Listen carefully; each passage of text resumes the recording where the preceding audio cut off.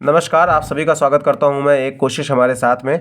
आज हम लोग मेंस्ट्रुएशन और डायरेक्ट इन्वर्स वेरिएशन के कुछ क्वेश्चंस को लेके आपके सामने आए हैं। तो चलिए देखते हैं कि कौन से क्वेश्चंस हैं। टाइम को वेस्ट करे बिना स्टार्ट करते हैं। तो हमारा जो फर्स्ट क्वेश्चन है वो है, two adjacent sides of a parallelogram are 24 centimetre and 18 centimetre. If the distance between the longer sides is 12 centimetre, find the distance between the shorter sides. तो इसके लिए हमें सबसे पहले पैरेललोग्राम हमारे पास होना चाहिए। सपोज मैंने एक पैरेललोग्राम ड्रॉ कर लिया, A B C D. Question में कह रहा है टू एडजेसेंट साइड्स ऑफ, मतलब एडजेसेंट साइड्स उसने दे रखी है कितनी, 24 सेंटीमीटर एक दे रखा है और एक 18 सेंटीमीटर दे रखा है। उसके बाद में वो कह रहा है if the distance between the longer side is 12 centimetre. तो लॉन्गर साइड मेरे पास से कौन सी है, 24 सेंटीमीटर, 24 ये भी रही होगी। तो यहाँ से यहाँ तक की डिस्टेंस कितनी रह जाएगी, ये दे रखी है 12 centimetre. This is given, that is 12 centimetre. Find the distance between the shorter sides. अब शॉर्टर साइड मेरी कौन सी है, 18 के लिए मुझे डिस्टेंस निकालनी है। तो यहाँ से अगर मैंने इस वैल्यू को सपोज लेट कर लिया, ये वैल्यू मैंने लेट कर ली y, ठीक है। मैं इसको अगर नाम दे देता हूँ bg, तो bg की वैल्यू मैंने लेट कर ली है कितनी, y लेट, ओके। अब इसके बाद में मैं क्या करूँगा कि मैं देखता हूँ कि मेरे डायग्राम में, पैरेललोग्राम में अगर मैं देखूँ तो इधर मेरा बेस दे रखा है 24 सेंटीमीटर ABCD में, और ये हाइट उसकी कोरस्पॉन्डिंग 12 दे रखी है। तो यहाँ का एरिया मैं बड़े आसानी से निकाल सकता हूँ। तो A1 अगर मैं बोलूँ तो कितना आ जाएगा, A1 आ जाएगा बेस इंटू कोरस्पॉन्डिंग हाइट। तो कितना है बेस अपने पास, 24 है, और उसकी कोरस्पॉन्डिंग हाइट कितनी है, 12 है। हो गई है। अब इसको मैं सॉल्व नहीं करूँगा, आगे मैं नेक्स्ट केस में इसको सॉल्व करूँगा। अगर A2 की मैं बात करूँ, A2 मेरा अगर मैं ये देखूँ, अगर मैं फिर से ABCD को ही ले रहा हूँ, और इसके लिए A2 मैं इसलिए बोल रहा हूँ क्योंकि मुझे ये डिस्टेंस निकालनी है, y को निकालना है। तो मैं क्या करूँगा, मैं देखूँगा कि बेस मेरा 18 है। अगर मेरा बेस 18 है तो उसके कोरस्पॉन्डिंग हाइट कौन सी जा रही है, y जा रही है। तो A2 के लिए मैं क्या बोलूँगा, बेस इंटू हाइट होता है कोरस्पॉन्डिंग हाइट। तो बेस मेरे पास 18 है और कोरस्पॉन्डिंग हाइट मैंने क्या लेट किया है, y। इतना मैं कर सकता हूँ। अब क्योंकि ये सेम शेप चल रहा है जो कि पैरेललोग्राम का है, तो चाहे मैं एरिया इधर से देखूँ चाहे इधर से देखूँ, सेम ही आना है। तो ऐसे केस में मैं बोल सकता हूँ कि A1 is equals to A2। मैं बोल सकता हूँ कि नहीं बोल सकता हूँ। अब मैं वैल्यूज़ को पुटअप कर दूंगा। तो चलिए वैल्यूज़ को पुटअप करते हैं। 24 into 12 is equals to 18 into Y हो जाएगा। अब इधर इसको सॉल्व कर लेंगे। 24 into 12 upon 18 is equals to Y. 6 के टेबल से इसको कैंसिल करते हैं, 6 3 जा 18, 6 2 जा 12, 3 से इसको कैंसिल करता हूँ, 3 8 जा 24। तो y की वैल्यू कितनी आ गई, 8 2 जा 16, और सेंटीमीटर में चल रहा था 16 सेंटीमीटर। तो इस तरीके से मैं y को निकाल सकता हूँ। The distance between the shorter sides is 16 centimetre. आशा करता हूँ आपको ये क्वेश्चन अच्छे से अब समझ में आ गया होगा। इस क्वेश्चन को जरूर एक बार सॉल्व कर लीजिएगा। अब हमारे पास नेक्स्ट क्वेश्चन जो है वो है, a flooring tile has a shape of a parallelogram whose base is 18 centimeter and corresponding height is 6 centimeter. How many such tiles are required to cover the floor of area 540 meter square? देखिए यहाँ पर एक थोड़ी सी changes हैं।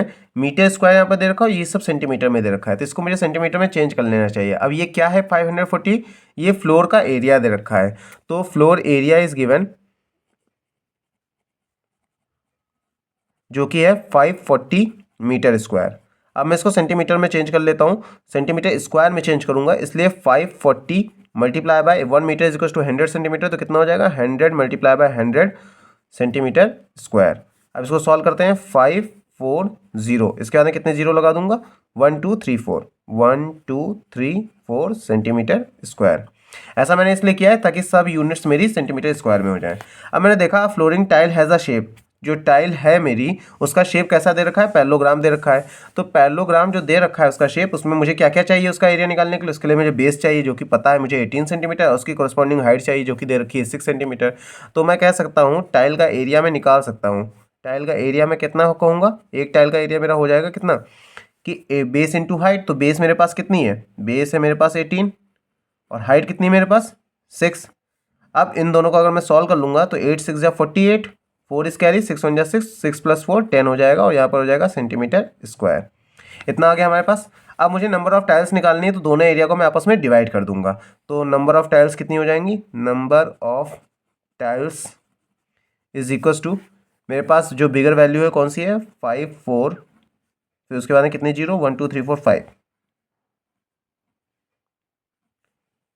Upon में 108, और centimetre centimetre square जो है पूरी तरह से कैंसिल आउट हो जाएंगे। तो मेरे पास नंबर ऑफ टाइल्स जो आएंगी वो विदाउट यूनिट आएंगे, और सबको पता है कि ऐसा क्यों हो रहा है।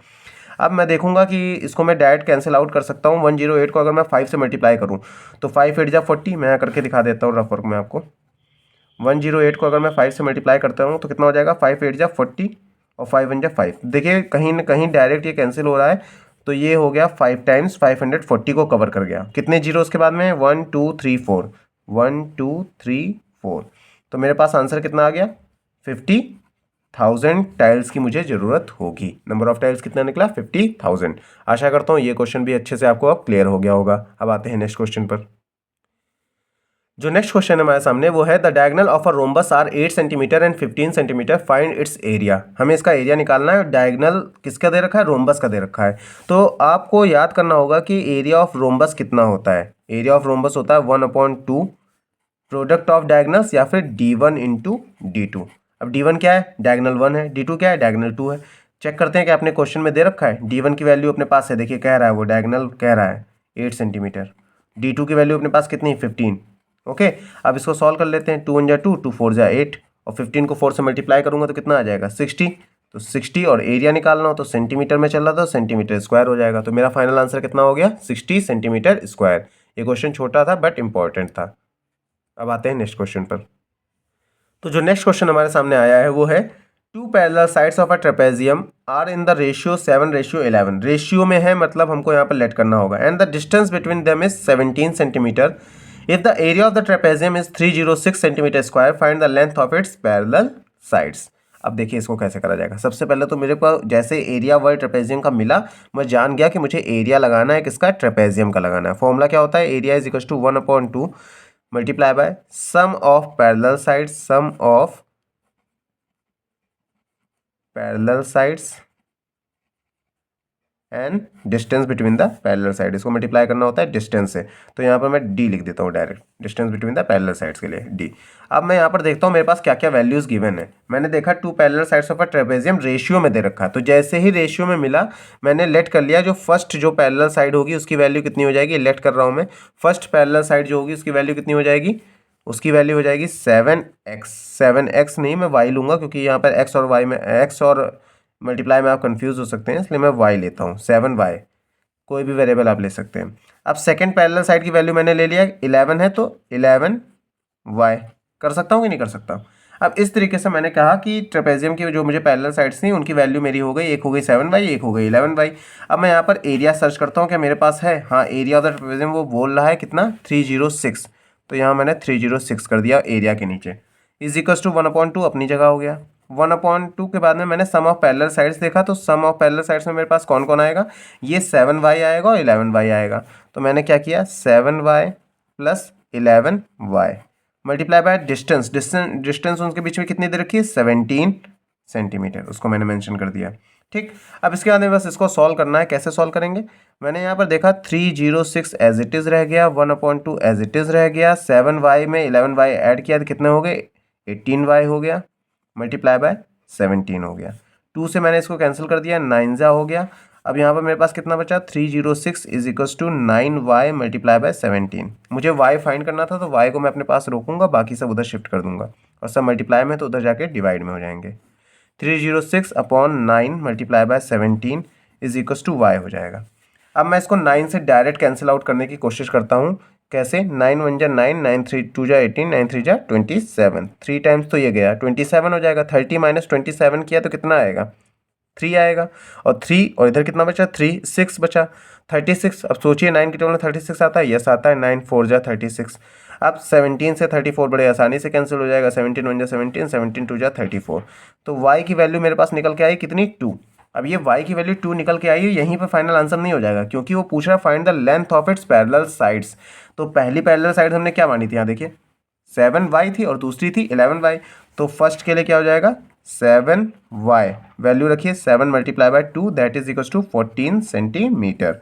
और दूसरा कितना था, 11y, तो 11 multiply by 2 that is equals to 22 centimetre. आशा करता हूँ आपको जो पैरेलल साइड्स की वैल्यू निकालना था वो अच्छे से अब क्लियर हो गया होगा। यही इसका फाइनल आंसर होगा। अब आते हैं नेक्स्ट क्वेश्चन पर। तो जो नेक्स्ट क्वेश्चन है हमारे सामने वो है find the height of the cuboid whose base area is 216 centimetre square and the volume is 1080 centimetre cube. Volume word आ गया है, किसका आया है, क्यूबॉइड का आया है, तो मैं फॉर्मूला सबसे पहले वॉल्यूम ऑफ क्यूबॉइड सोचूंगा क्या होता है। तो V इज इक्वल टू होता है L into B into H, length into breadth into height. उसके बाद में मैं देखूंगा क्या मेरे पास लेंथ ब्रेथ हाइट की वैल्यू पता है, नहीं। उसने कहा हाइट निकालना, तो इसकी तो वैल्यू पता ही होगी ही नहीं। वॉल्यूम की वैल्यू पता है, तो यहाँ पर मैं 1080 लिख सकता हूँ। अब ये निकालना है, बात उठती है लेंथ ऑफ ब्रेथ के लिए, तो चेक करते हैं क्या लेंथ ब्रेथ के बारे में कुछ बोला है वो। Find the height of the cuboid whose base area, base area ये दे दिया उसने, मतलब लेंथ ऑफ ब्रेथ की वैल्यू दे रखा है, L इंटू बी की वैल्यू दे रखा है कितना, 216 centimetre square multiply by H. अब आराम से इसको हम क्या कर देंगे, शिफ्ट कर देंगे, इधर ये मल्टीप्लाई में उधर जाएगा डिवाइड में हो जाएगा, 1080 upon 216 is equal to H.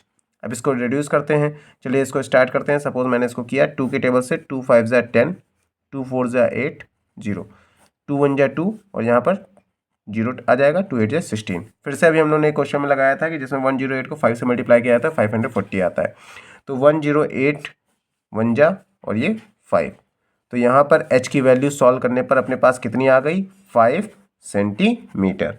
आशा करता हूँ आपको ये हाइट निकालना था जो क्यूबॉइड का, वो आसानी से अब समझ में आ गया होगा। अब आते हैं नेक्स्ट क्वेश्चन पर। तो जो नेक्स्ट क्वेश्चन हमारे सामने आया है वो the surface area of the cube is 294 centimetre square. पहले पार्ट में सॉल्व करना है length of an edge of the cube और सेकंड पार्ट में सॉल्व करना है वॉल्यूम ऑफ द क्यूब। तो वॉल्यूम ऑफ द क्यूब तो बड़े आसानी से निकल आएगा क्योंकि एल क्यूब या फिर ए क्यूब होता है उसका फॉर्मूला, लेकिन लेंथ ऑफ एन एज के लिए हमें सोचना पड़ेगा फॉर्मूला क्या होता है। Surface area of the cube is given that is 294 centimetre square. तो सरफेस एरिया ऑफ क्यूब क्या होता है, इसका फॉर्मूला होता है 6L स्क्वायर। अब यहाँ पर मैंने देखा surface area of the cube is given that is 294, यहाँ पर मैं कर दूंगा उतना, इज इक्वल टू 6L क्या है, length of an edge of the cube है, यही है वो जो हमें निकालना है फर्स्ट पार्ट में। अब यहाँ मैं क्या करूँगा, इसके साथ मल्टीप्लाई में हो जाएगा, डिवाइड में हो जाएगा, तो 294 upon 6 is equal to L square हो गया। 6 के टेबल से इसको डायरेक्ट रिड्यूस करने की कोशिश करते हैं, 6 4 जा 24, 29 में से 24 चला गया, 5 बचेगा और इधर 4 बचा होगा तो 54, और 6 9 जा 54 होता है कि नहीं होता है। L स्क्वायर की वैल्यू कितनी हो गई, 49। ये आप सबको पता है, स्क्वायर एंड स्क्वायर रूट में आपने पढ़ा होगा। तो L की वैल्यू कितनी हो जाएगी, 7। L की वैल्यू 7 हो गई है, यूनिट क्या चल रही थी, सेंटीमीटर, तो length of an edge of the cube कितना आया, 7 सेंटीमीटर। इसके बाद में मुझे वॉल्यूम निकालना था, तो वॉल्यूम कितना हो जाएगा क्यूब का, L into L into L, a cube भी बोलते हैं उसे। तो 7 इंटू 7 इंटू 7, 7 7 जा 49, 49 इंटू 7 करूँगा तो कितना आएगा, 343। यूनिट क्या चल रही है, सेंटीमीटर, तो क्यूब हो जाएगा, सेंटीमीटर क्यूब। आशा करता हूँ आपको ये क्वेश्चन भी अब अच्छे से समझ में आ गया होगा। अब आते हैं नेक्स्ट क्वेश्चन पर। तो जो नेक्स्ट क्वेश्चन आया है वो डायरेक्ट इनवर्स वेरिएशन से लिया गया है। तो चलिए देखते हैं क्वेश्चन क्या है। A machine in a soft drink factory fills 1120 bottles in 7 hours, how many bottles will it fill in 6 hours. तो सबसे पहले तो मैं एक टेबल बनाऊंगा, किस किस के बीच में बनाऊंगा, बोटल्स के बीच में और आवर्स के बीच में।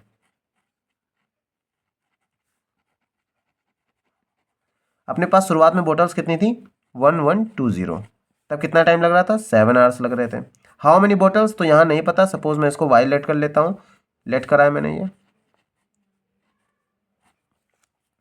और यहाँ टाइम हो गया अपना कितना, 6 आवर्स। ये कैसा केस आपको दिख रहा है, ये डायरेक्ट वेरिएशन का केस दिख रहा है आपको। तो डायरेक्ट वेरिएशन में आपको ऐसे याद होगा करना होता था। तो मैं क्या करूँगा, 1120 multiply by 6 is equal to 7 multiply by y. अब इसको सॉल्व कर लेते हैं, 1120 multiply by 6 upon 7 is equal to y. 7 के टेबल से डायरेक्ट इसको रिड्यूस करने की कोशिश करेंगे। कैसे, 7 1 जा 7, यहाँ पर 11 है तो 7 1 जा 7, कितना बचा होगा, 11 माइनस 7 4 बचा होगा, और यहाँ 2 है तो 42, 7 के टेबल में 42 आता है कितने टाइम, 6 टाइम, 7 6 जा 42, फिर ये कैंसिल हो गया होगा, 0 बचा होगा, इसको मैंने नोट कर दिया। तो अपने पास y की वैल्यू कितनी चल रही है, 160 मल्टीप्लाई बाय 6, 16 6 जा कितना होता है, 96 होता है, और ये 0 आ गया तो कितना हो जाएगा, 960। तो y जो था वो क्या था, बोटल्स था, तो कितनी बोटल्स की जरूरत हो गई, 960 बोटल्स की जरूरत होगी। क्लियर है, आशा करता हूँ आपको ये आंसर अच्छे से क्लियर हो गया होगा। अब आते हैं नेक्स्ट क्वेश्चन पर। अब हमारे सामने जो नेक्स्ट क्वेश्चन आया है वो इस तरीके से, 20 labours can dig a pond in 12 days, how many days will it take 16 labours to dig the same point. तो सबसे पहले मैं क्या करूँगा, फिर से एक टेबल बनाऊंगा, किसके बीच में, लेबर्स के बीच में और डेज के बीच में। मैंने देखा सबसे पहले मेरे पास कितने लेबर्स थे, 20, और उसके लिए कितना डेज थे, 12। फिर हाउ मैनी डेज पूछ रहा है तो मैंने इसको वाई एज्यूम कर लिया, और यहाँ पर 16 लेबर्स दे रखा है। एक ऐसा केस आपको दिख रहा होगा, ये क्वेश्चन देखने से ही पता चल रहा है ये मेरा इन्वर्स वेरिएशन का क्वेश्चन है। तो इन्वर्स वेरिएशन का क्वेश्चन में आपको इस तरीके से करना होता था, याद होगा सबको। तो मैं क्या करूँगा, 20 मल्टीप्लाई बाय 12 हो जाएगा और 16 मल्टीप्लाई बाय वाई हो जाएगा। तो 20 मल्टीप्लाई बाय 12 वाई निकालना है, तो 16 इधर शिफ्ट कर देते हैं वाई। अब मैं 4 के टेबल से इसको कैंसिल करता हूँ, 4 3 या 12, 4 4 जा 16, फिर से 4 के टेबल से 20 को 4 5 जा 20। तो y की वैल्यू कितनी हो गई, 5 multiply by 3 that is equals to 15।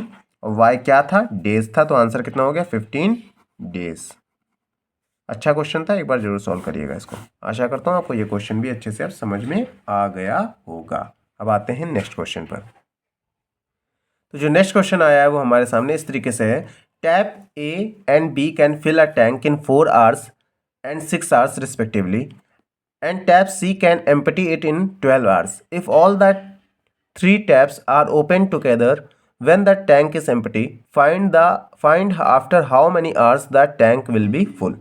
अब इस क्वेश्चन को सॉल्व करना है तो सबसे पहले हम क्या देखेंगे कि हमारा टैंक ए के लिए, टैप ए के लिए कितना दे रखा है, 4 hours दे रखा है। तो 1 hour में अगर टैप के लिए बात करूंगा तो मैं आप लोगों को पता है कि इस टाइप के क्वेश्चन में आपको बताया गया होगा कि ट्रिक लगती है, क्या करना होगा आपको। अगर आप टैप 1 hour के लिए कैलकुलेट करोगे तो कितना आ जाएगा, इसके लिए ए के लिए केस बनेगा 1/4 hours का।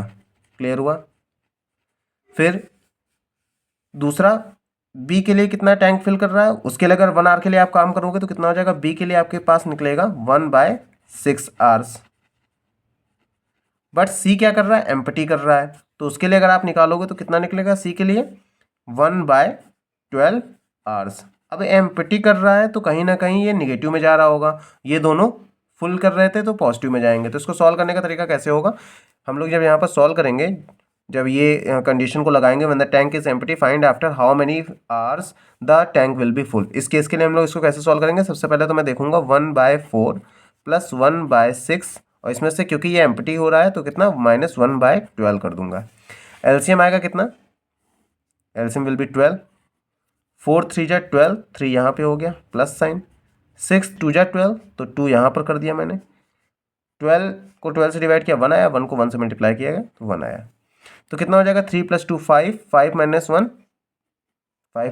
4/12। इसको सॉल्व किया तो 4 1 जा 4, 4 3 जा 12।